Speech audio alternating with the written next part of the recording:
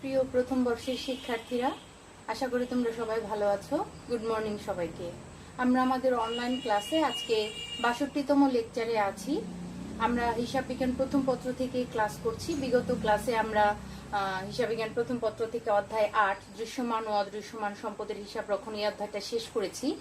অবচয় সংক্রান্ত হিসাব রক্ষণ যেটাকে বলা হয়, আমরা অবচয় হিসাব করেছি। সেই চ্যাপ্টারে জাবেদা করেছি, খতিয়ান করেছি এবং অবচয় নির্ণয়ের 4টা পদ্ধতি নিয়ে আমরা আলোচনা করেছি, নিয়ম শিখেছি এবং প্রতিটা পদ্ধতিতে কিন্তু আমরা অঙ্ক করেছি এবং প্রতিটা পদ্ধতির অধীনে আমি তোমাদের বাসায় কিছু অঙ্ক করার জন্য অঙ্ক দাগিয়ে দিয়েছি বই থেকে। আশা করি তোমরা সেভাবে প্র্যাকটিস করেছো।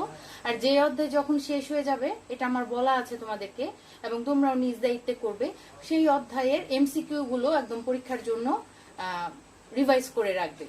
অর্থাৎ যে চ্যাপ্টার যখন শেষ হবে সেই চ্যাপ্টারটা সম্পর্কে সম্পূর্ণ ধারণা নিবে, সেই চ্যাপ্টারটা সম্পূর্ণ ভালোভাবে পড়ে একটা মোটামুটি ভালো ধারণা নিয়ে তারপর বইয়ের চ্যাপ্টারের শেষে যে এমসিকিউ গুলো আছে সেগুলো তোমরা শিখবে, ভালোভাবে জেনে রাখবে, যেন পরীক্ষায় আসলে আর তোমাদের উপর প্রেশার না পড়ে এমসিকিউর জন্য। শুধু একবার দুবার দেখলে যেন তোমরা পেরে যাও। আজকে আমরা হিসাব বিজ্ঞান প্রথম পত্র থেকেই আমাদের পরবর্তী সিলেবাসের যে পরবর্তী অধ্যায় আছে সেই অধ্যায়টা শুরু করব।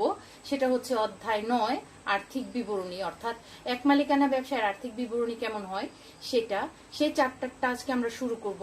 এবং এটা করলে, এই চ্যাপ্টারটা যদি আমরা ভালোভাবে করি, এটা করার পর আমাদের হিসাব বিজ্ঞান প্রথম পত্র থেকে আর একটা মাত্র অধ্যায় বাকি থাকে সিলেবাসে, সেটা হচ্ছে কার্যপত্র। কার্যপত্র চ্যাপ্টারটা আমাদের আর্থিক বিবরণীর আগের চ্যাপ্টার, সেটা দৃশ্যমান অদৃশ্যমান সম্পদেরও আগের চ্যাপ্টার, কিন্তু আমি এইটা আর্থিক বিবরণীর পর করাচ্ছি কারণ কার্যপত্রে আর্থিক বিবরণীরও কিছু অংশ আছে।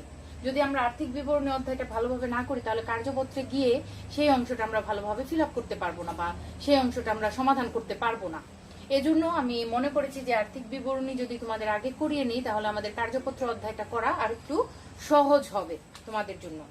তাহলে তোমরা নবম দশম শ্রেণীতে কিন্তু এই অধ্যায়টা করে এসেছো। আর্থিক বিবরণী বলতে এখানে এক মালিকানা ব্যবসায়ের আর্থিক বিবরণীকে বোঝাচ্ছে এবং সেই অধ্যায়টা কিন্তু তোমরা নবম দশম শ্রেণীতে করে এসছো। সেখানে কি কি ছক আমাদের করতে হয়, কি নির্ণয় করতে হয় আর্থিক বিবরণীতে, সেগুলো আমরা জানি। তারপরেও যেহেতু আমরা এখন একটু উপরের লেভেলে আছি, এখন আর দশম শ্রেণীতে নেই, আমরা একাদশ শ্রেণীতে আছি বা দ্বাদশ শ্রেণীতে উত্তীর্ণ হয়েছি, আমাদের জন্য তথ্যগুলো বা আমাদের জন্য করণীয়গুলো সে আগের মতো এত ছোট থাকবে না, হয়তো একটু বেড়ে যাবে, কিছু তথ্য বা করণীয় কিছু বেড়ে যাবে বা ছকের আকারটা হয়তো আরেকটু বাড়বে বা কিছু অঙ্কের আইটেম বা দাখিলা হয়তো নতুন কিছু আমাদের শিখতে হবে। তবে যাই হোক, আমাদের প্রথমে এই অধ্যায় শুরু করার জন্য যে বিষয়গুলো, এই চ্যাপ্টার অঙ্ক করার জন্য প্রথমে যে বিষয়গুলো সম্পর্কে ভালো ধারণা থাকতে হবে সেগুলো নিয়ে আজকে আমরা আলোচনা করব আমাদের আজকের এই অধ্যায়ের প্রথম ক্লাসে।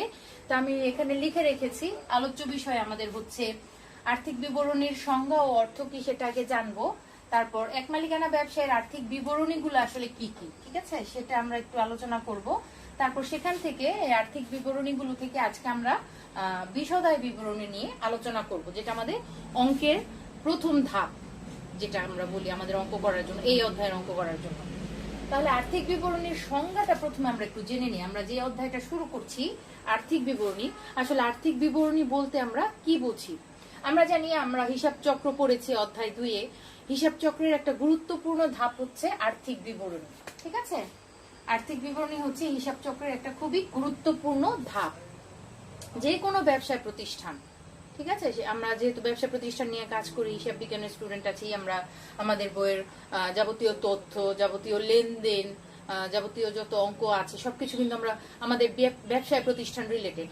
তাহলে যে কোনো ব্যবসা প্রতিষ্ঠান তার হিসাব কাল শেষে, অর্থাৎ হিসাব কাল বলতে এখানে 1 বছর সময়কালকে বোঝানো হচ্ছে, 1 বছর শেষে তার সারা বছরের, অর্থাৎ ব্যবসা প্রতিষ্ঠানের সারা বছরের ব্যবসায়িক কার্যকলাপের একটা সামগ্রিক ফলাফল এবং একটা আর্থিক অবস্থা, ওই সময়কালের একটা নির্দিষ্ট হিসাবকালের সামগ্রিক আর্থিক ফলাফল এবং আর্থিক অবস্থা জানতে চায়।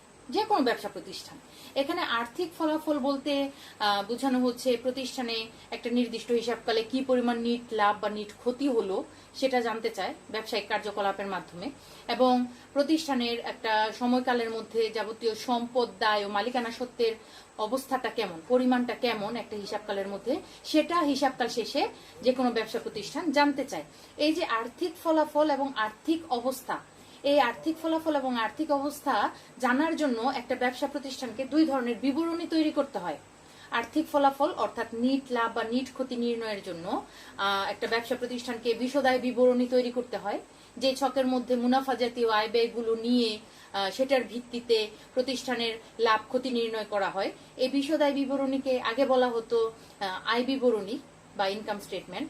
আর আর্থিক অবস্থা যেটা একটা প্রতিষ্ঠানের নির্দিষ্ট সময়ের সম্পদ, দায় ও মালিকানা সত্ত্ব যে বিষয়গুলো নিয়ে যে বিবরণীটা প্রস্তুত করা হয়, অর্থাৎ আর্থিক অবস্থা জানার জন্য যেই বিবরণীটা প্রস্তুত করা হয় সেটাকে বলা হয় আর্থিক অবস্থার বিবরণী। পূর্বে এই বিবরণীর নামটা ছিল উদ্বর্তপত্র বা উদ্বৃত্তপত্র। ঠিক আছে, আর্থিক অবস্থার বিবরণীর আরেকটা নাম সেটা হচ্ছে উদ্বৃত্তপত্র বা উদ্বর্তপত্র। সুতরাং কোনো প্রশ্নে বা করণীয়তে যদি বলে উদ্বর্তপত্র প্রস্তুত করো বা উদ্বৃত্তপত্র প্রস্তুত করো, ব্যালেন্স শিট করো, তাহলে আমরা বুঝবো যে আর্থিক অবস্থার বিবরণী তৈরি করতে বলা হয়েছে, যেখানে যে বিবরণীর মাধ্যমে একটা প্রতিষ্ঠানের আর্থিক অবস্থা জানা যায়। আর যে বিবরণীটা তৈরি করা হয় মূলত প্রতিষ্ঠানের যাবতীয় সম্পদ, দায় ও মালিকানা সত্ত্ব নিয়ে। ঠিক আছে, তাহলে সবগুলো মিলে অর্থাৎ এই যে বিশদায় বিবরণী এবং আর্থিক অবস্থার বিবরণী, এই বিবরণীগুলোকে একত্রে বলা হয় আর্থিক বিবরণী। ঠিক আছে, একটা প্রতিষ্ঠানের আর্থিক বিবরণী বলতে এখানে প্রতিষ্ঠানের লাভ ক্ষতি বা নিট লাভ নিট ক্ষতি জানার জন্য অর্থাৎ আর্থিক ফলাফল জানার জন্য যে বিশদায় বিবরণী প্রস্তুত করা হয় এবং আর্থিক অবস্থা অর্থাৎ সম্পদ, দায় ও মালিকানা সত্ত্বের পরিমাণ জানার জন্য যে আর্থিক অবস্থার বিবরণী প্রস্তুত করা হয়, এই বিবরণীগুলো মিলে হয় আর্থিক বিবরণী। তোমাদের বইতে এই সংজ্ঞাটা আরো বিস্তারিত ভাবে দেয়া আছে, বিভিন্ন লেখকের উক্তি দেয়া আছে, তোমরা বই থেকে আরো বিস্তারিত ভাবে জেনে নিবে যে আসলে আর্থিক বিবরণীতে কি কি বিষয় থাকে, কি নির্ণয় করা হয়। সেটা আমি সংক্ষেপে তোমাদের জন্য আলোচনা করলাম, যতটুকু বললে তোমরা সহজভাবে বুঝতে পারবে। এবার আমরা যাই এক মালিকানা ব্যবসায়ের আর্থিক বিবরণীগুলো আসলে কি কি। এখানে তো সংজ্ঞায় আমি শুধুমাত্র দুই ধরনের বিবরণীর কথা বলেছি, বিশদায় বিবরণী আর আর্থিক অবস্থার বিবরণী। আসলে এক মালিকানা ব্যবসায়ের ক্ষেত্রে কয়েক ধরনের আর্থিক বিবরণী থাকে। দেখি, প্রথমে হচ্ছে বিশদায় বিবরণী করতে হয় আর্থিক ফলাফল জানার জন্য, অর্থাৎ নিট লাভ বা নিট ক্ষতি জানার জন্য আমাদের আর্থিক বিশদায় বিবরণী করতে হয়। নিট লাভ বা নিট ক্ষতি জানার জন্য আমাদের প্রথমে কিন্তু মোট লাভ বা মোট ক্ষতি নির্ণয় করতে হয়। এই বিশদায় বিবরণীর কিন্তু দুইটা অংশ থাকে। প্রথম অংশে মোট লাভ বা মোট ক্ষতি বের করতে হয়, মোট লাভ ক্ষতি। আর দ্বিতীয় অংশে নির্ণয় করতে হয় নিট লাভ ক্ষতি। ঠিক আছে, তাই এই পুরোটাই কিন্তু করতে হয় বিশদায় বিবরণীর মধ্যে। এবং প্রথম অংশে প্রত্যক্ষ আয় ব্যয়গুলো নিয়ে কাজ করা হয়, যেখানে ক্রয় বিক্রয় থাকে। ক্রয় বিক্রয়কারী প্রতিষ্ঠানের ক্ষেত্রে প্রত্যক্ষ আয় হচ্ছে বিক্রয়, আর প্রত্যক্ষ ব্যয় বা খরচগুলো হচ্ছে ক্রয়, মজুরি, তারপর ক্রয় সংক্রান্ত আরো যে সমস্ত প্রত্যক্ষ খরচ থাকে, আমদানি শুল্ক, তারপর আরো বিষয় থাকে যেখানে বিক্রিত পণ্যের ব্যয়টা বিক্রয় থেকে বাদ দিতে হয়, অর্থাৎ প্রত্যক্ষ খরচগুলো বাদ দিতে হয়। এবং লাস্টে বিক্রিত পণ্যের ব্যয় নির্ণয় করতে গেলে আমাদের সমাপনী মজুদ পণ্যটাকে এখানে নিয়ে আসতে হয়। প্রারম্ভিক মজুদের সাথে ক্রয় যোগ করতে হয়, নিট ক্রয় সংক্রান্ত প্রত্যক্ষ খরচগুলো যোগ করে সেখান থেকে সমাপনী মজুদটা বাদ দিলে বিক্রিত পণ্যের ব্যয় হয়, এবং নিট বিক্রয় থেকে বিক্রিত পণ্যের ব্যয়টা বাদ দিলেই মোট লাভ বা ক্ষতি নির্ণয় হয়ে যায়। এই মোট লাভ বা ক্ষতির সাথে তখন আবার দ্বিতীয় অংশে গিয়ে নিট লাভ বা ক্ষতি নির্ণয়ের জন্য পরিচালন খরচের বিষয়গুলো বাদ দিতে হয়, পরিচালন আয় থাকলে সেটা যোগ করতে হয়, আবার পরিচালনের পরে অন্যান্য আয় ব্যয়গুলো আরো সমন্বয় করতে হয়। সব শেষে গিয়ে নিট লাভ বা ক্ষতি নির্ণয় করা হয়, সেটা হচ্ছে বিশদায় বিবরণীতে। এরপর হচ্ছে মালিকানা সত্ত্ব বিবরণী। মালিকানা সত্ত্ব বিবরণী এক মালিকানা ব্যবসায়ের আর্থিক বিবরণীর আরেকটা ধাপ বা পর্যায়। এই মালিকানা সত্ত্ব বিবরণীতে কি করা হয়, প্রতিষ্ঠানের মূলধনের সাথে যে বিষয়গুলো মালিকানা সত্ত্বের পরিমাণ বাড়ায় সেটাকে যোগ করতে হয় মূলধনের সাথে, আর যে বিষয়গুলো মালিকানা সত্ত্বের পরিমাণ হ্রাস করে সেগুলোকে মাইনাস করতে হয়। মালিকানা সত্ত্ব বিবরণীতে শুধুমাত্র মালিকানা সত্ত্বের বিষয়গুলোই দেখানো হয়, অর্থাৎ মূলধনে প্রতিষ্ঠানের মূলধন দেয়া থাকবে উদ্দীপকে, সেই মূলধনের সাথে যেটাকে মালিকানা সত্ত্বের পরিমাণ বাড়াবে, অর্থাৎ নিট লাভ যদি বের করি আমরা, বা প্রতিষ্ঠানে যদি বিশদায় বিবরণী করে নিট লাভ নির্ণয় হয়, নিট লাভটা আমাদের মূলধনের সাথে যোগ করতে হয়। আর যদি নিট ক্ষতি হয় তাহলে মালিকানা সত্ত্বের পরিমাণ সেটা কমাবে, সেটা মাইনাস করতে হয়। অতিরিক্ত মূলধন থাকলে আমরা সেটা মূলধনের সাথে যোগ করি, মূলধনের সুদ থাকলে আমরা মূলধনের সাথে যোগ করি, কারণ এগুলা মালিকানা সত্ত্বের পরিমাণ বৃদ্ধি করে।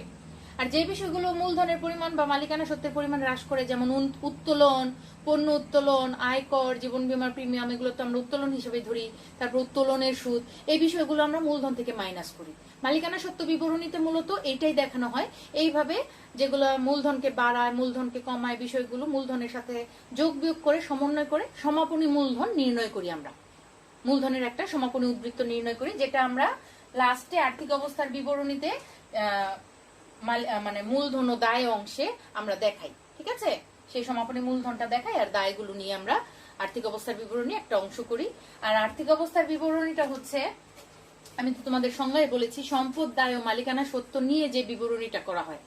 আর্থিক বিবরণীটা একটা ছক থাকে, প্রত্যেকটা বিষয় এখানে একটা নির্দিষ্ট ছকে করা হয়, নিয়মের ছক, এবং প্রত্যেকটা ছকে একটা নির্দিষ্ট নিয়মের মধ্যে থাকে।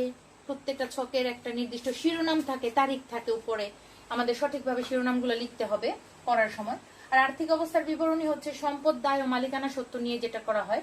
আর্থিক অবস্থার বিবরণীর প্রথম অংশে সম্পদের বিষয়টা থাকে, যেখানে স্থায়ী সম্পদ, চলতি সম্পদ, তারপর অন্যান্য খরচ, তারপর বিনিয়োগ, এই বিষয়গুলো আসে। প্রথমে স্থায়ী সম্পদ দিয়ে আমরা শুরু করতে পারি, মাঝখানে আমরা বিনিয়োগের অংশটা রাখতে পারি, তারপর হচ্ছে চলতি সম্পদ আমরা লিখতে পারি, তারপর এরপর সবশেষে আমরা অন্যান্য সম্পদ বা অসমন্বিত খরচ, যেগুলো আমরা সম্পদ হিসাবে ধরি, সেগুলো আমরা রাখতে পারি। ওগুলো সম্পদের অধীনেই যায়।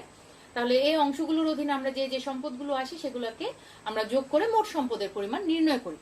অ্যামাউন্টটাকে ক্লোজ করার পর সেই বিবরণীতে দ্বিতীয় অংশে আমরা মূলধন ও দায় অংশটা নিয়ে আসি, যেখানে মালিকানা সত্ত্বের পরিমাণটা যেটা আমরা এখানে নির্ণয় করি সেটা এখানে দিয়ে শুরু করি, মূলধন, সমাপনী মূলধনটা। আর যদি মালিকানা সত্ত্ব বিবরণী না করি, তাহলে এই মালিকানা সত্ত্ব বিবরণীর অংশটা কিন্তু আমরা আর্থিক অবস্থার বিবরণীতে করে নিতে পারি।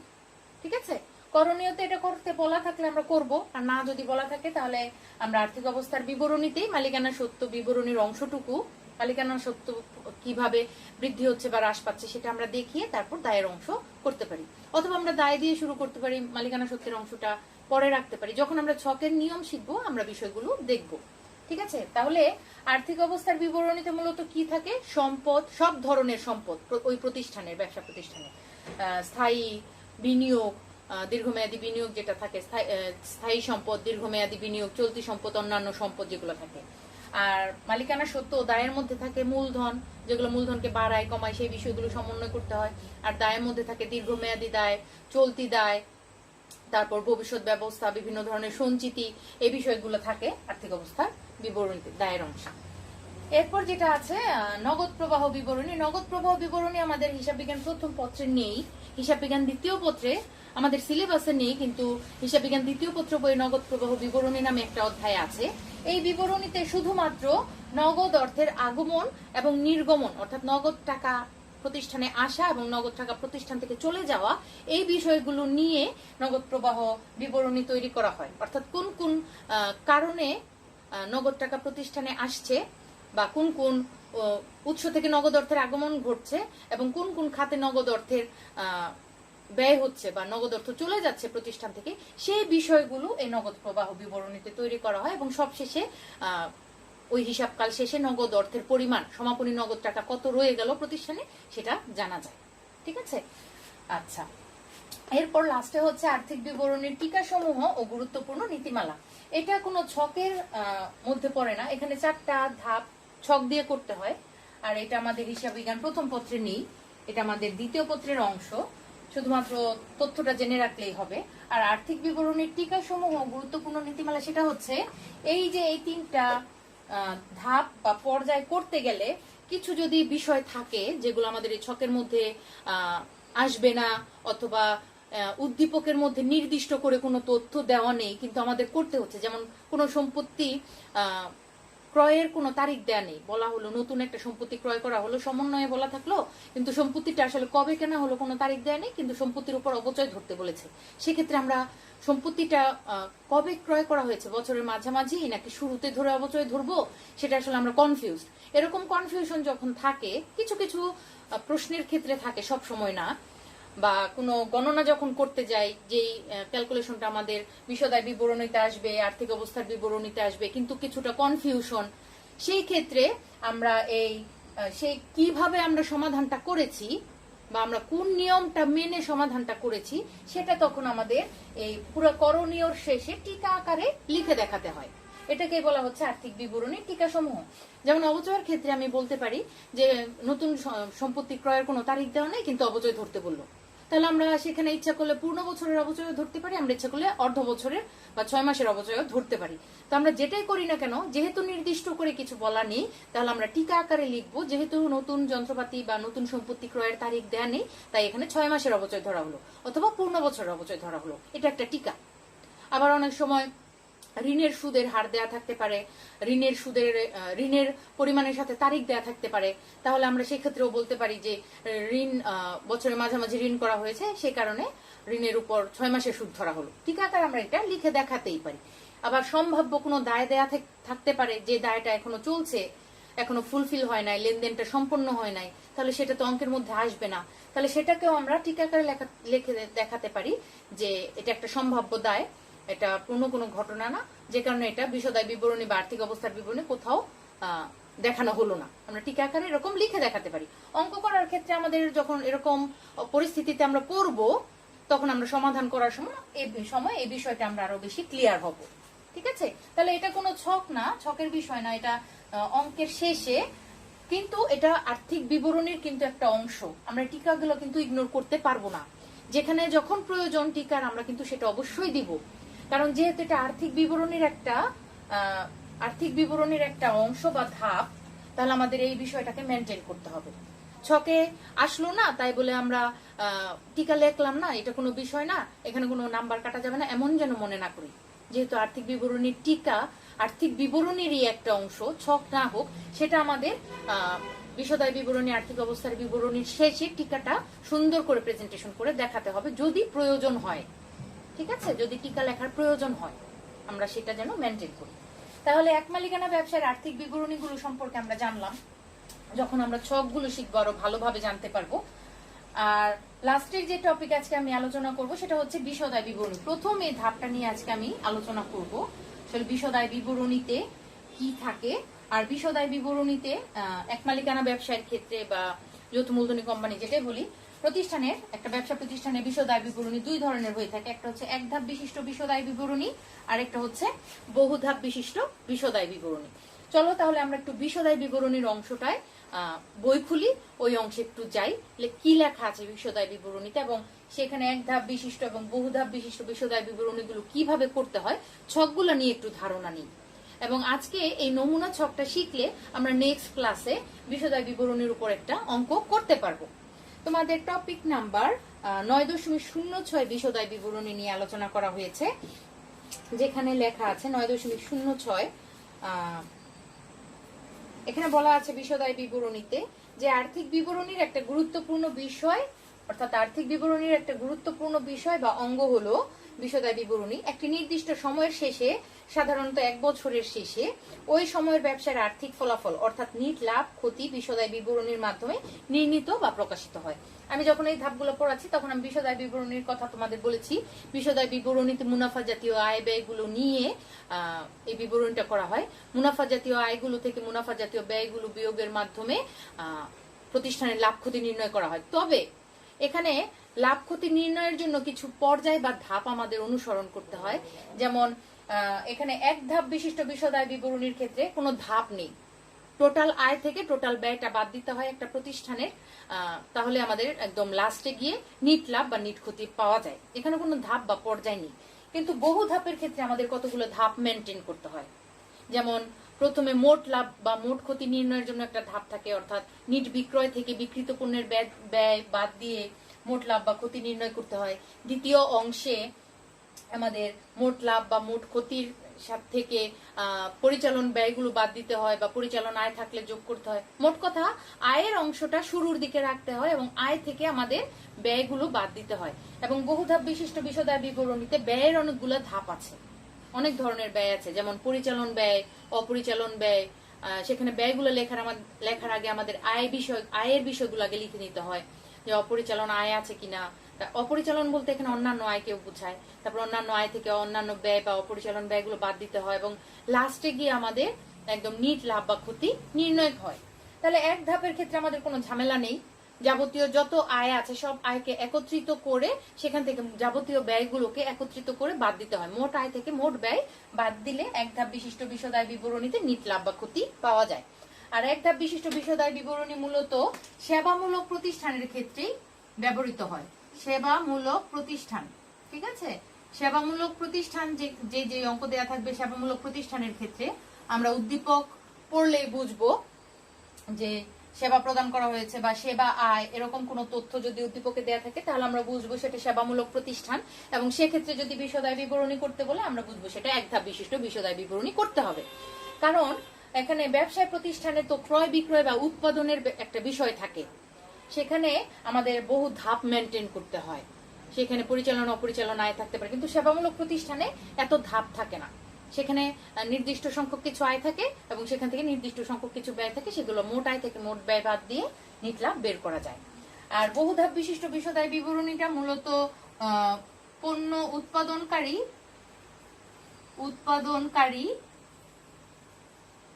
বা ক্রয় বিক্রয়কারী প্রতিষ্ঠানের ক্ষেত্রে অনুসৃত হয়ে থাকে। ক্রয় বিক্রয়কারী ব্যবসায় প্রতিষ্ঠানের ক্ষেত্রে এই বহুধাপ বিশিষ্ট বিশদ আয় বিবরণীটা ব্যবহার করা হয়ে থাকে। তাহলে আমাদের বুঝে নিতে হবে এক ধাপ বিশিষ্ট বিশদ আয় বিবরণীটা কোন ধরনের প্রতিষ্ঠানের ক্ষেত্রে ব্যবহার করা হয়, সেবামূলক প্রতিষ্ঠানের ক্ষেত্রে। বহুধাপ বিশিষ্ট বিশদ আয় বিবরণীটা কোন ধরনের প্রতিষ্ঠানের ক্ষেত্রে ব্যবহার করা হয়, পণ্য উৎপাদনকারী অথবা পণ্য ক্রয় বিক্রয়কারী ব্যবসায় প্রতিষ্ঠানের ক্ষেত্রে। এই শব্দটা খেয়াল রাখবে, ঠিক আছে। তাহলে বিশদ আয় বিবরণী টপিকটা তোমরা আরো বিস্তারিত ভাবে একটু জানতে চাইলে, অর্থাৎ বিশদ আয় বিবরণী থেকে আমরা একটা প্রতিষ্ঠানের একটা নির্দিষ্ট সময়কালের আর্থিক ফলাফল জানতে পারি। আর্থিক ফলাফল বলতে হচ্ছে নিট লাভ বা নিট ক্ষতি জানতে পারি। সেটার জন্যই মূলত মুনাফা জাতীয় আয় ব্যয়গুলো নিয়ে বিশদ আয় বিবরণী প্রস্তুত করা হয়।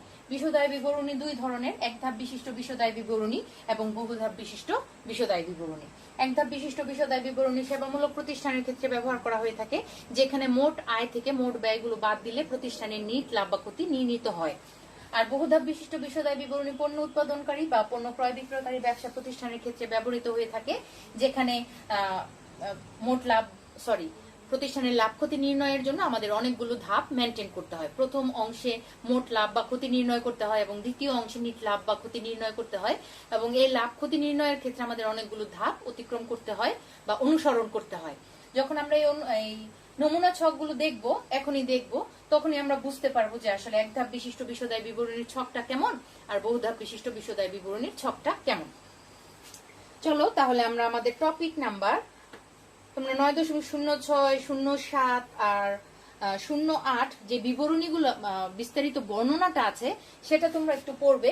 তবে আমি তোমাদের জন্য 9.06 এবং 9.08 এই দুইটা নিয়ে আলোচনা করছি। বর্ণনাগুলো তো এখানেই বলে দিয়েছি, আর ছকটা নিয়ে শুধু এখন আমরা একটু আলোচনা করব, নমুনা ছক, ঠিক আছে। এক ধাপ বিশিষ্ট বিশদ আয় বিবরণীর নমুনা ছকটা কেমন। তাহলে এক ধাপ বিশিষ্ট বিশদ আয় বিবরণীর নমুনা ছকটা আমরা একটু এখানে আলোচনা করি, একটু এঁকে দেখাই তোমাদের জন্য, তাহলে সুবিধা হবে, বইতেও পাবে। খুবই সহজ। এক ধাপ বিশিষ্ট বিশদ আয় বিবরণী যেটা সেবামূলক প্রতিষ্ঠানের ক্ষেত্রে অনুসরণ করা হয়, ছকটা হচ্ছে তোমরা নবম দশম শ্রেণীতে করে এসেছো। বিশদ আয় বিবরণীর ছক কেমন হয়, এখানে আমরা দুইটা টাকার কলাম রাখি, ঠিক আছে। আর বিবরণ লেখার জন্য আমাদের কলামটা বড় থাকে, টাকা টাকা। আমরা অবশ্যই শিরোনাম দিব, প্রতিষ্ঠানের নাম। এটা হচ্ছে আমরা যেটা করছি সেটা হচ্ছে এক ধাপ বিশিষ্ট বিশদ আয় বিবরণী। আমরা যদি আজকে নিয়মটা ভালোভাবে শিখি বা নমুনা ছকটা ভালোভাবে শিখি, আগামী ক্লাসে আমরা কিন্তু বিশদ আয় বিবরণীর উপর অঙ্ক করতে পারবো। এবং অবশ্যই তোমরা বিশদ আয় বিবরণীর সমাধান করে দেওয়া আছে এরকম প্রথম দুই একটা উদাহরণ দেখবে। এক ধাপ বা বহুধাপ বিশিষ্ট বিশদ আয় বিবরণীর উদাহরণ আছে এরকম বই থেকে প্রথম দুই একটা উদাহরণ দেখে রাখবে, যেন নেক্সট ক্লাসে আমরা একটা এই বিশদ আয় বিবরণীর উপর অঙ্ক করলে যেন আমরা বুঝতে পারি, ঠিক আছে। তাহলে প্রথমে আমরা লিখবো প্রতিষ্ঠানের নাম, অবশ্যই শিরোনাম লিখতে হবে। আমরা প্রতিষ্ঠানের নাম লিখবো, যেহেতু আমরা এক মালিকানা ব্যবসায়ের বিশদ আর্থিক বিবরণী করছি, তেমন কোনো কঠিন বিষয় না। তারপর আমরা লিখবো এখানে বিশদ আয় বিবরণী,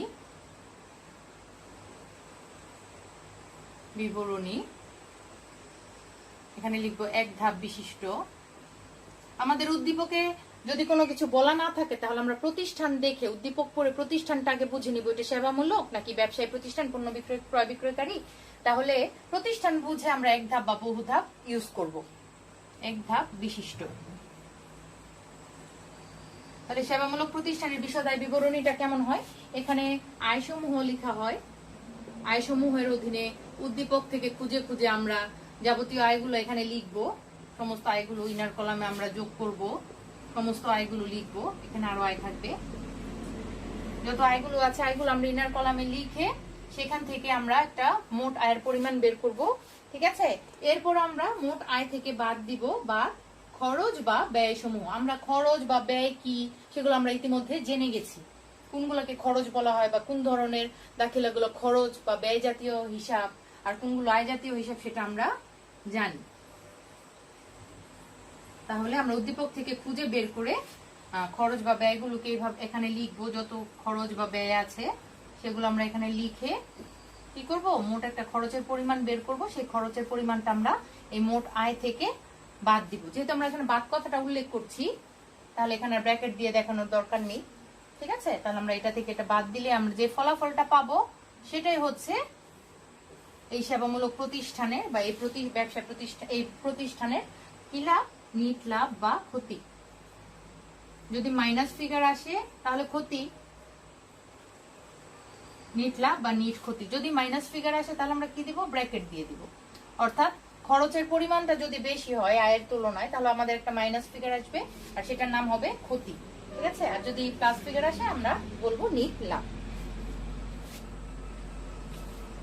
এখন আমাদের দ্বিতীয় যেই পর্যায়টা আছে বহু ধাপ বিশিষ্ট বিশদ আয় বিবরণী, তাহলে আমরা দ্বিতীয় ধাপটার একটু নমুনা ছকটা শিখি, সেটাও তোমরা বইতে পাবে। এখানে এক ধাপ বিশিষ্ট বিশদ আয় বিবরণীর আয়গুলো আছে, দেখো সেবা আয়, সুদ আয়, কমিশন আয়, লভ্যাংশ আয়, সম্পত্তি বিক্রয় লাভ ইত্যাদি, এগুলো একত্রে রেখে যোগ করা হয়েছে। আর খরচগুলোর মধ্যে আছে বিজ্ঞাপন খরচ, বেতন, বাড়ি ভাড়া, বীমা খরচ, বিদ্যুৎ ও টেলিফোন, যাতায়াত খরচ, উপযোগ খরচ, সাপ্লাইজ খরচ, স্থায়ী সম্পদের অবচয়, মেরামত খরচ, অস্বাভাবিক ক্ষতি, তারপর সম্পদ বিক্রয়ের ক্ষতি, সুদ খরচ, অন্যান্য খরচ। এই বিষয়গুলো আমাদের একটু জানা থাকতে হবে, যে উদ্দীপক পড়ে আমরা যেন বুঝতে পারি কোনগুলো আয়ের মধ্যে আসবে এবং কোনগুলো ব্যয়ের মধ্যে যাবে। এক ধাপ বিশিষ্ট বিশদ আয় বিবরণী, আর এখানে আমাদের তারিখ থাকতে হবে অবশ্যই। ঠিক আছে, এখানে তারিখ না থাকলে সমস্যা, তারিখটা আমাদের দিতে হবে। এত সালের এত তারিখে সমাপ্ত বছরের জন্য, সমাপ্ত বছরের জন্য কথাটা বিশদ আয় বিবরণীর ক্ষেত্রে লিখতে হয়, সমাপ্ত বছরের জন্য। শুধুমাত্র আর্থিক অবস্থার বিবরণীর ক্ষেত্রে সমাপ্ত বছরের জন্য কথাটা ইউজ করতে হয় না, তারিখটা ঠিকই থাকে। এখন আমরা বহু ধাপ বিশিষ্ট বিশদ আয় বিবরণী আর এর প্রস্তুত প্রণালীটা কি সেটা একটু দেখব। তাহলে এখানে আমরা একটু লিখে নিই, বহু ধাপ বিশিষ্ট বিশদ আয় বিবরণী। প্রতিষ্ঠানের নাম আমরা এভাবে লিখবো, এখানে শুধু লিখবো বহু ধাপ বিশিষ্ট। আর আমরা এটা সেবামূলক প্রতিষ্ঠানের জন্য করব না, আমরা পণ্য ক্রয় বিক্রয়কারী অথবা পণ্য উৎপাদনকারী প্রতিষ্ঠানের ক্ষেত্রে বহু ধাপ বিশিষ্ট বিশদ আয় বিবরণী ব্যবহৃত হয় জানি, আমরা সেই ক্ষেত্রে কিছু ধাপ অনুসরণ করব। তাহলে এক ধাপ বিশিষ্ট বিশদ আয় বিবরণী নিয়ে আশা করি আর কোনো সমস্যা হবে না। এক ধাপ বিশিষ্ট মানে এক ধাপেই যাবতীয় আয় থেকে যাবতীয় ব্যয়গুলো বাদ দিয়ে কি করা হয়, নিট লাভ বা ক্ষতি নির্ণয় করা হয়। এখানে কোনো ধাপ বা পর্যায়ে এক্সট্রা ধাপ অনুসরণ করা হয় না, তাই এটার নাম এক ধাপ বিশিষ্ট বিশদ আয় বিবরণী। তোমরা বিস্তারিত ভাবে জানার চেষ্টা করলে বা জানার ইচ্ছা থাকলে তোমরা বই থেকে টপিক অনুযায়ী বিষয়গুলো একটু জেনে নিতে পারো। আচ্ছা, বহু ধাপ বিশিষ্ট বিশদ আয় বিবরণীর যে নমুনা ছকটা আছে সেটা আছে তোমাদের 9.09 টপিক নাম্বার 9.09। তবে সেখানে 09 না, তোমাদের 9.10 আছে। তবে তার আগে আমি বলবো এই 9.10 যাওয়ার আগে ভেরি ভেরি ইম্পর্টেন্ট যেটা 9.09, এই টপিকে ছক আকারে যে আয় ব্যয়ের শ্রেণীগুলো দেয়া আছে, ঠিক আছে, আয় ব্যয় শ্রেণী, এই শ্রেণীগুলো জেনে আমাদের এখানে যেতে হবে, কারণ এটা না জেনে কিন্তু আমরা এই বহুধাপ বিশিষ্ট বিশদ বিবরণী করতে পারবো না। কেন? কারণ আমরা এখানে আয় ব্যয়ের যে ধাপগুলা অনুসরণ করব মোট লাভ বা নিট লাভ নির্ণয়ের ক্ষেত্রে, লাভ ক্ষতি নির্ণয়ের ক্ষেত্রে, সেটা আমাদের জানতে হবে কোনগুলো পরিচালনা আয়, কোনগুলো অপরিচালনা আয়, কোনগুলো প্রত্যক্ষ আয়, কোনগুলো পরোক্ষ আয় বা পরোক্ষ ব্যয়, পরোক্ষ প্রত্যক্ষ ব্যয়, তারপর অপরিচালন ব্যয়, অপরিচালনা আয় বা অন্যান্য আয় ব্যয়, সেগুলো আমাদের এই 9.09 এর মধ্যে আছে, যেগুলো আমাদের ভালো করে জেনে নিয়ে তারপরে বহুধাপ বিশিষ্ট বিশদায় বিবরণীর কাজ শুরু করতে হবে। আমরা যদি এই টপিকটা ভালো করে না পড়ি তাহলে কিন্তু আমরা এই ছকটা কখনোই ধাপ অনুযায়ী সঠিকভাবে সম্পন্ন করতে পারবো না। তাহলে আমরা এখানে পরিচালনায় অপরিচালনায় 9.09টা নিয়ে একটু ধারণা দিই, তোমরা বাসায় কিন্তু এটা নিজেরা বুঝে বুঝে একদম করে রাখবে, শিখে রাখবে, প্রয়োজনে লিখে লিখে শিখবে। সেটা হচ্ছে তোমাদের এখানে 9.09 বলেছে যে বহুধাপ বিশিষ্ট বিশদায় বিবরণী ও এর প্রস্তুত প্রণালী। এখানে প্রস্তুত প্রণালীর ক্ষেত্রে প্রথমে এখানে বলা আছে প্রথম ধাপে পণ্য বিক্রয় লব্ধ আয় হতে বিক্রিত পণ্যের ব্যয় বাদ দিয়ে মোট লাভ বা মোট মুনাফা নির্ণয় করা হয়। তোমাদের বইয়ের 1005 পৃষ্ঠায় লেখা আছে প্রথমে মোট লাভ নির্ণয় করতে হয়। ঠিক আছে, মোট লাভ নির্ণয় প্রথম ধাপে, প্রথম ধাপ মোট লাভ বা ক্ষতি নির্ণয়। ঠিক আছে, এখানে কিভাবে মোট লাভ বা ক্ষতি নির্ণয় করতে হয়? প্রথম ধাপে নিট বিক্রয় থেকে নির্ণয় কিভাবে করতে হয়? নিট বিক্রয় থেকে বিক্রিত পণ্যের ব্যয় বাদ দিয়ে, বাদ বিক্রিত পণ্যের ব্যয়, পণ্যের ব্যয়। ঠিক আছে, নিট বিক্রয় আমরা এখানে করব। নিট বিক্রয় বলতে বিক্রয়টা দেয়া থাকবে আমাদের উদ্দীপকে, সে বিক্রয়ের থেকে সাথে যা যা যোগ হওয়ার যোগ হবে, যা যা বিয়োগ হওয়ার বিক্রয় থেকে বিয়োগ হবে, তারপর নিট বিক্রয়ের পরিমাণটা বের হবে। এরপর আমরা বিক্রিত পণ্যের ব্যয় বাদ দিব। বিক্রিত পণ্যের ব্যয়টা কি জিনিস? আমরা যখন রেওয়া মিল চ্যাপ্টার করেছি সেখানে কিন্তু আমাদের ছোট ছোট অনেকগুলো ছক ছিল, 17টা, রোমান 1 থেকে শুরু করে রোমান 17 পর্যন্ত অথবা 18 পর্যন্ত আমাদের কিছু ছোট ছোট করণীয়র জন্য ছক আকারে দেওয়া ছিল, যেগুলো আমি তোমাদের করতে বলেছিলাম। সেখানে বিক্রিত পণ্যের ব্যয়টা কিভাবে নির্ণয় করতে হয় সেটাও কিন্তু দেওয়া আছে, অথবা এই অঙ্কেও এই চ্যাপ্টারেও কিন্তু সেটা দেওয়া আছে। তারপর আমরা এই অধ্যায় থেকেও আমরা কিন্তু জানতে পারবো যে বিক্রিত পণ্যের ব্যয়টা কিভাবে নির্ণয় করতে হয়। প্রথম হচ্ছে আমাদের নিট বিক্রয়। এই নিট বিক্রয়ের পরিমাণ থেকে আমরা বিক্রিত পণ্যের ব্যয় বাদ দেব, অর্থাৎ বিক্রিত পণ্যের ব্যয়টা হচ্ছে প্রারম্ভিক মজুদ যোগ নিট ক্রয় যোগ ক্রয় সংক্রান্ত প্রত্যক্ষ খরচ মাইনাস সমাপনী মজুদ পণ্য। এটা হচ্ছে বিক্রিত পণ্যের ব্যয়ের অংশ। তাহলে এই বিষয়গুলো করে আমাদের মোট লাভ বা ক্ষতি নির্ণয় করতে হবে।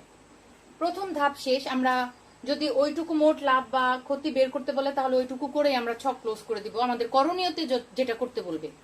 আর যদি বলে যে বিশদায় বিবরণী করো তাহলে কিন্তু আমাদের পুরোটাই করতে হবে। এই মোট লাভের পরে আমাদের দ্বিতীয় অংশ শুরু করতে হবে। দ্বিতীয় ধাপে আমাদের করতে হবে মোট লাভের সাথে আমাদের কি কি করতে হবে। দ্বিতীয় ধাপে বলা আছে মোট মুনাফার সাথে পরোক্ষ পরিচালন আয় যোগ করে সমষ্টি হতে পরিচালন খরচ বাদ দিয়ে পরিচালন মুনাফা নির্ণয় করতে হবে। ঠিক আছে, তাহলে এখানে মোট লাভ এর সাথে আমরা যে এটা নির্ণয় করলাম, মোট লাভের সাথে আমরা কি করব? যোগ পরোক্ষ পরিচালন আয়, আয়ের অংশগুলো লাভের সাথে আমরা যোগ করব। ঠিক আছে, এখানে আমাদের আউটার ফিগার থাকবে, এটার সাথে আমরা পরোক্ষ পরিচালন আয় যোগ করব, বাদ, যোগ করে একটা অ্যামাউন্ট আসবে, বাদ পরোক্ষ পরিচালন ব্যয়। দেখো একটা কথা খেয়াল করো, এখানে পরোক্ষ পরিচালন আয় বলতে এর অধীনে অনেকগুলো আয় থাকতে পারে, অনেক ধরনের। এই যে কি কি পরোক্ষ পরিচালন আয় হতে পারে সেই বিষয়গুলো কিন্তু আমরা এই ছক থেকে পাবো। আবার পরোক্ষ পরিচালন ব্যয়গুলো আমাদের বাদ দিতে হবে এখান থেকে। এই ব্যয়গুলো কি কি হবে সেটা কিন্তু আমরা পরোক্ষ পরিচালন ব্যয় আমরা এই ছকের মধ্য থেকে পাবো। আমাদের জানতে হবে কোনগুলো পরোক্ষ পরিচালন আয়, কোন দফাগুলো পরোক্ষ পরিচালন ব্যয়, যেটা উদ্দীপকে থাকবে আমরা যেন সহজে খুঁজে বের করতে পারি। এরকম ব্যয়গুলো আমাদের বাদ দিয়ে পরিচালন মুনাফা নির্ণয় করতে হবে। এটা হচ্ছে দ্বিতীয় ধাপ, পরিচালন মুনাফা। ঠিক আছে, আমরা কিন্তু ক্লোজ করব না, আমাদের বিশদায় বিবরণী এখনো শেষ হয় না। এর পরের ধাপে কি করতে হবে, তৃতীয় ধাপে নির্ণয় করতে হবে। আমি এই বিষয়গুলো তোমাদের পড়াচ্ছি তোমাদের বইয়ের 1005 পৃষ্ঠা 1005 পৃষ্ঠা থেকে এই ধাপগুলো কিন্তু আমি তোমাদের বলছি। এরপর তৃতীয় ধাপে কি করতে হবে, পরিচালন আয়ের সাথে, এই যে পরিচালন আয় বের হলো, এটার সাথে নিট অন্যান্য আয় বলতে এখানে তৃতীয় ধাপে করতে হবে অন্যান্য আয়। এখানে অন্যান্য আয় থাকতে পারে বাদ অন্যান্য ব্যয়। এখানে অন্যান্য আয়গুলা কি আর অন্যান্য ব্যয়গুলা কি সেটা আমরা জানতে পারবো। সেটা জানার জন্য আমাদের এখানে অন্যান্য বা আয় বা ব্যয় কোনগুলা সেই নামগুলো আমাদের জানতে হবে। ঠিক আছে, এখানে অন্যান্য আয় কি নাম দিয়ে থাকবে উদ্দীপকের মধ্যে, অন্যান্য ব্যয় কি, অন্যান্য আয় অন্যান্য ব্যয় সেগুলো বলা থাকবে না উদ্দীপকে। আমাদের দফার নামগুলো দেখে চিনতে হবে সেটা কোন ধাপের মধ্যে বসবে। সেটা কি পরোক্ষ পরিচালন আয়, সেটা কি পরোক্ষ পরিচালন ব্যয়, সেটা কি অন্যান্য আয় নাকি অন্যান্য ব্যয়, সেটা আমাদের উদ্দীপকে দফাগুলো দেখে চিনে নিয়ে তারপর কিন্তু আমাদের এই ধাপ অনুসরণ করে সেই নির্দিষ্ট জায়গায় বসাতে হবে। ঠিক আছে, এবং সেটা জানার জন্য কিন্তু আমাদের 9.09 একটা ছক দেওয়া আছে, আয় ব্যয়ের শ্রেণী বিভাগ করে ছক দেওয়া আছে। এখানে অন্যান্য আয় বা অন্যান্য ব্যয়কে আমরা অপরিচালন আয় অপরিচালন ব্যয়ও বলতে পারি। অন্যান্য বলতে এখানে অপরিচালন বোঝাচ্ছে, অপরিচালন আয় অপরিচালন ব্যয়। তাহলে একটা বাদ দেওয়ার পর একটা নিট অপরিচালন আয় বা নিট অন্যান্য আয় আসলো, এই যে এই অ্যামাউন্টটা তৃতীয় ধাপে নিট অন্যান্য আয়, যেটা আমাদের কি করতে হবে, এই যে নিট যেটা অন্যান্য আয়, এটার সাথে আমাদের পরিচালন মুনাফা যেহেতু আর আয় যেহেতু অন্যান্য আয়, তাহলে এটা একটা আয় আর এটা একটা মুনাফা। এই নিট অন্যান্য আয়টা আর পরিচালন মুনাফাটা দুইটা কি করতে হবে, যোগ করতে হবে। ঠিক আছে, যোগ করলে আমাদের কি বের হবে, নিট লাভ বা নিট আয় বা আয় অথবা নিট ক্ষতি।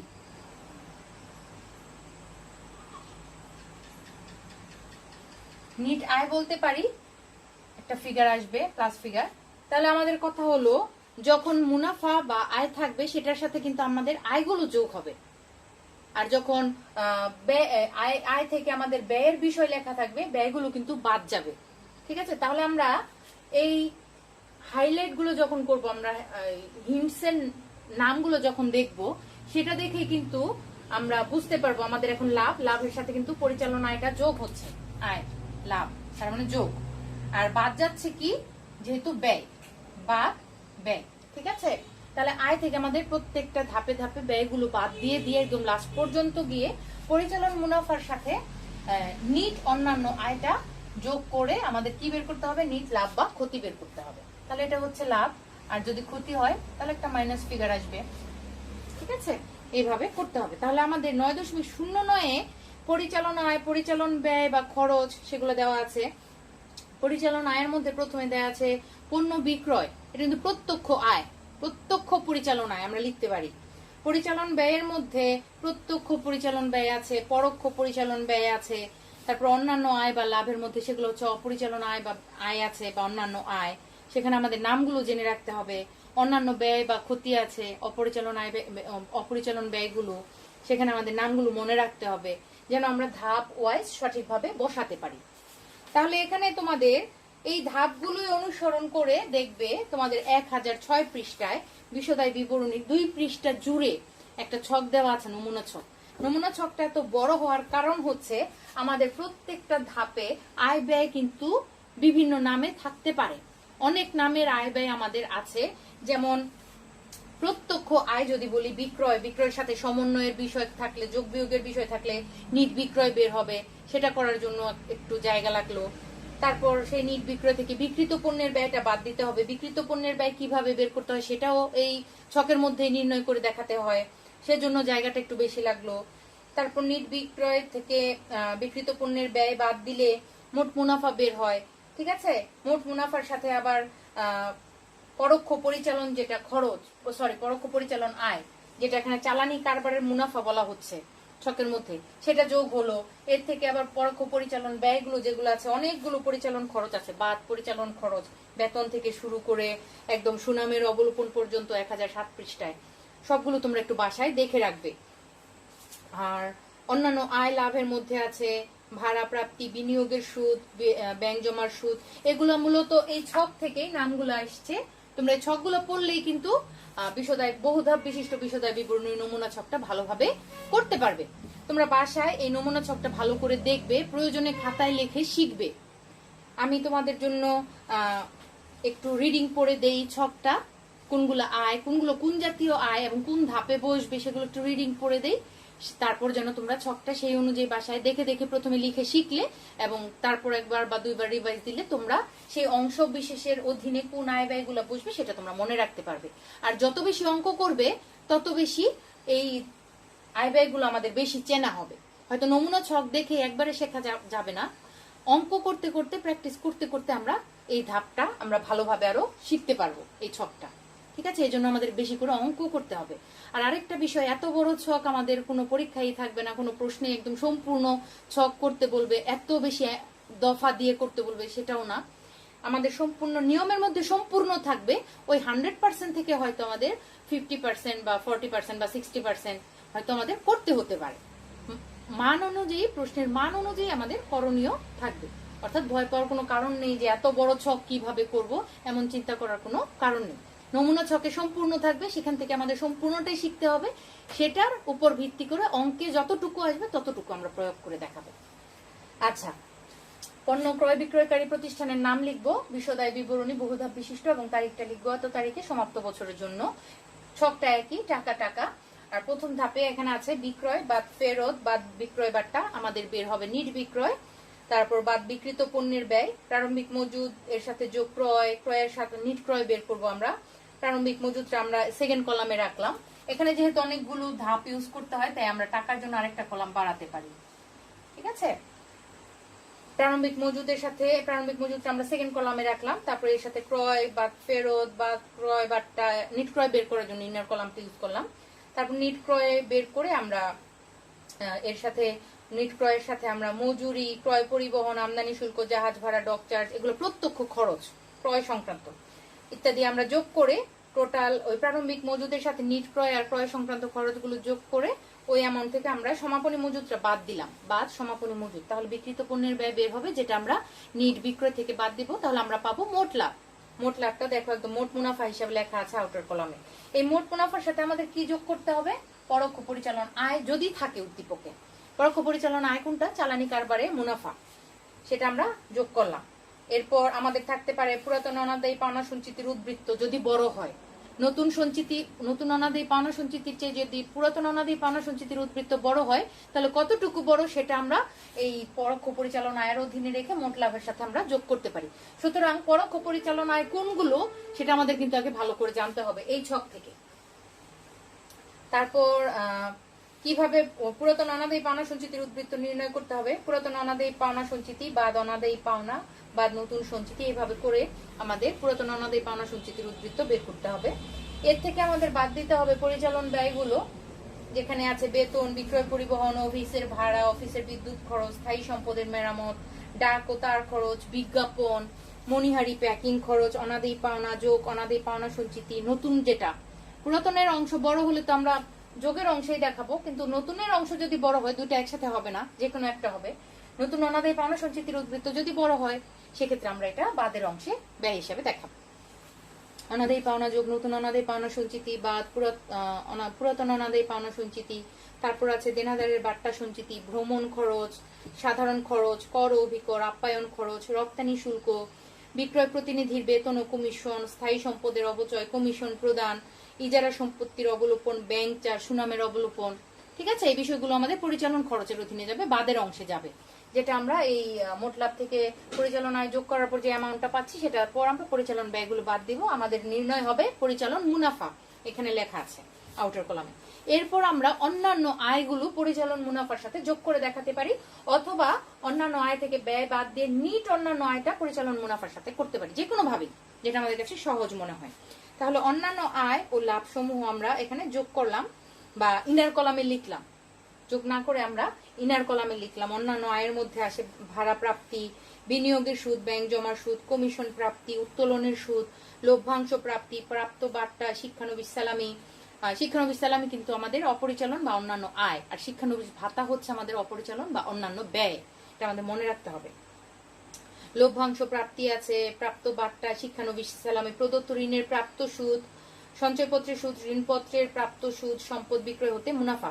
এখানে তোমাদের একটা দফা আছে লভ্যাংশ প্রাপ্তি। লভ্যাংশ প্রাপ্তি কিন্তু এক মালিকানা ব্যবসার ক্ষেত্রে দেখানো যায় বিশদায় বিবরণীতে, বহুধাপ বিশিষ্ট বিশদায় বিবরণী বা যেটা বলি। এক মালিকানা ব্যবসায়ের ক্ষেত্রে লভ্যাংশ প্রাপ্তি এটা অন্যান্য আয়ের অধীনে দেখানো যায়, কিন্তু তোমরা পুরো ছক খুঁজেও কোথাও লভ্যাংশ প্রদান পাবে না। লভ্যাংশ প্রদান হিসাব বিজ্ঞান দ্বিতীয় পত্রের বিষয়, সেটা কোম্পানির আর্থিক বিবরণীর একটা অংশ। লভ্যাংশ প্রদানটা সংরক্ষিত আয় বিবরণীতে যায়। এখানে এই এক মালিকানা ব্যবসার ক্ষেত্রে লভ্যাংশ প্রদান নামে যদি কোনো উদ্দীপকে দফা থাকে, সেই লভ্যাংশ প্রদান কিন্তু কোথাও দেখানো যাবে না। প্রাপ্তিটা দেখানো যাবে অন্যান্য আয়ের মধ্যে, কিন্তু লভ্যাংশ প্রদান কিন্তু সংরক্ষিত আয় বিবরণীতে দেখাতে হয়। সেটা কিন্তু হিসাব বিজ্ঞান দ্বিতীয় পত্র, কোম্পানি যৌথ মূলধনী কোম্পানির আর্থিক বিবরণী, সেখানে দেখাতে হবে লভ্যাংশ প্রদান। সুতরাং এক মালিকানা ব্যবসায়ের ক্ষেত্রে লভ্যাংশ প্রদানটা কোথাও কিন্তু দেখানো যাবে না, এটা মনে রাখবে। ঠিক আছে, এটা উদ্দীপকে থাকলেও লভ্যাংশ প্রদান দেখানো যাবে না, কিন্তু লভ্যাংশ প্রাপ্তি অন্যান্য আয়ের অধীনে দেখানো যাবে। সম্পদ বিক্রয় হতে মুনাফা, এগুলো অন্যান্য আয়। এটা থেকে আমরা কি বাদ দিব? অন্যান্য খরচ বা ক্ষতি সমূহ, মূলধনের সুদ, ঋণের সুদ, ব্যাংক জমাতিরিক্ত সুদ, সম্পত্তি বিক্রয়জনিত ক্ষতি, শিক্ষানবিশ ভাতা, ম্যানেজারের কমিশন প্রদান, যেটা নিট মুনাফার উপর ধার্য করা হয় তেমন যদি থাকে তাহলে আমরা গণনা করে সেটা বের করবো ম্যানেজারের কমিশন কিভাবে নির্ণয় করতে হয়। তারপর চুরি বা দুর্ঘটনাজনিত ক্ষতি, আর ম্যানেজারের কমিশন যদি সরাসরি দেওয়া থাকে সেটা অন্যান্য ব্যয়ের মধ্যে আমরা দেখাবো। তাহলে আমাদের অন্যান্য আয় থেকে আমরা অন্যান্য ওই ব্যয়গুলো বাদ দিয়ে, এখানে যে তার একটা টাকার কলাম আছে, অন্যান্য আয়গুলো প্রথমে ইনার কলামে লিখে টোটাল অন্যান্য আয়টা এখানে নিয়ে আসবো। তারপর অন্যান্য ব্যয়গুলো আবার প্রথম কলামে লিখে টোটাল অন্যান্য ব্যয়টা এখানে লিখে অন্যান্য আয় থেকে ব্যয় বাদ দেওয়ার পর নিট অন্যান্য আয়টা আউটার কলামে দেখাবো, যেটা আমরা পরিচালন মুনাফার সাথে যোগ করব, কারণ এটাও মুনাফা এটাও আয়, একই বিষয় একই ধরন। তাহলে মুনাফা এবং আয় একত্রে যোগ করে আমাদের কি বের হবে? নিট লাভ বা নিট আয় বের হবে, অথবা নিট মুনাফা বের হবে। আর যদি মাইনাস ফিগার আসে তাহলে আমরা বুঝবো পরিচালন মুনাফার চেয়ে অন্যান্য আয়টা বা অন্যান্য ব্যয় বেশি আছে, যে কারণে হয়তো ফিগারটা এখানে বড়, অন্যান্য নিট অন্যান্য আয় বা ব্যয়ের পরিমাণটা বেশি। মাইনাস ফিগার আসলেই আমরা বুঝবো এটা এখানে নিট ক্ষতি বের হয়েছে আমাদের। ঠিক আছে, তাহলে আমরা এইভাবেই বিশদায় বিবরণীর নমুনা ছকটা করব বহুধাপ বিশিষ্ট। তাহলে আমরা দেখলাম যে বহুধাপ বিশিষ্ট বিশদায় বিবরণীটা কেন বহুধাপ বলা হচ্ছে। এখানে আয় বিবরণী করার ক্ষেত্রে, বিশদায় বিবরণীর ক্ষেত্রে নিট লাভ বা ক্ষতি নির্ণয়ে বা আর্থিক ফলাফল নির্ণয়ে অনেকগুলো ধাপ আমাদের অতিক্রম করতে হচ্ছে বা অনুসরণ করতে হচ্ছে, যে কারণে এটার নাম হচ্ছে বহুধাপ বিশিষ্ট বিশদায় বিবরণী। এটা হচ্ছে উৎপাদনকারী বা পণ্য ক্রয় বিক্রয়কারী ব্যবসা প্রতিষ্ঠানের ক্ষেত্রে ব্যবহৃত হয়ে থাকে। তাহলে আমরা এই বহুধাপ বিশিষ্ট এবং একধাপ বিশিষ্ট বিশদায় বিবরণীর নমুনা ছকটা শিখে সেই ছকের উপর ছকটা প্রয়োগ করা যায় বা সেই নিয়মটার উপর আমরা একটা বা দুইটা উদাহরণ দেখবো। বইতে উদাহরণ করে দেওয়া আছে, প্রথম 2-3টা উদাহরণ খুঁজবে তোমরা, কোথায় একধাপ বিশিষ্ট বিশদায় বিবরণীর অঙ্ক আছে, কোথায় বহুধাপ বিশিষ্ট বিশদায় বিবরণীর অঙ্ক আছে, এরকম 2-1টা অঙ্ক দেখে রাখবে। নেক্সট ক্লাসে আমরা বিশদায় বিবরণীর উপর একটা অঙ্ক করব। ঠিক আছে, তো ডিয়ার স্টুডেন্টস, আজকে ক্লাসে যা যা আলোচনা করলাম সেগুলো তোমরা বাসায় পড়বে, আর যে থিওরিটিক্যাল টপিক আমি পড়ালাম না সেগুলো নিজ দায়িত্বে একটু পড়ে নিবে এমসিকিউর জন্য। আজকের ক্লাসে পর্যন্তই থাক, পরবর্তী ক্লাসে আবার নতুন কিছু বিষয় নিয়ে আমরা আলোচনা করব বা একটা অঙ্ক করব। ততদিন পর্যন্ত সবাই সুস্থ থাকো, ভালো থাকো। ধন্যবাদ সবাইকে।